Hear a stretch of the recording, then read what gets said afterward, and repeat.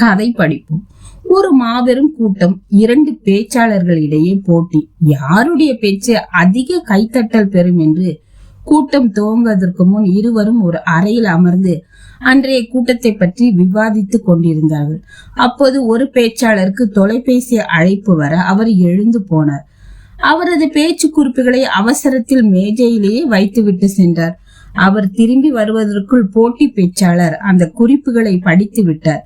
அந்த குறிப்புகள் அவர் தயாரித்திருந்ததை விட நன்றாக இருந்தது. கூட்டம் துவங்கியது. அடுத்தவர் குறிப்பை பார்த்தவருக்குத்தான் முதலில் பேச வாய்ப்பு. எதிர் பேச்சாளர் எழுதி வைத்திருந்த குறிப்புகளை எல்லாம் எடுத்து தன்னுடைய கருத்துக்கள் போல பேசினார். ஏக கைத்தட்டல். எதிரி பேச்சாளருக்கு விஷயம் புரிந்து விட்டது. அடுத்து அவர் பேச வேண்டும். ஆனால் பேசுவதற்கு ஒன்றும் இல்லை. என்ன செய்வது? எழுந்தார், மைக்கை பிடித்தார். முதலில் எனக்கு முன்னால் பேசிய நண்பருக்கு நன்றி தெரிவித்துக் கொள்கிறேன்.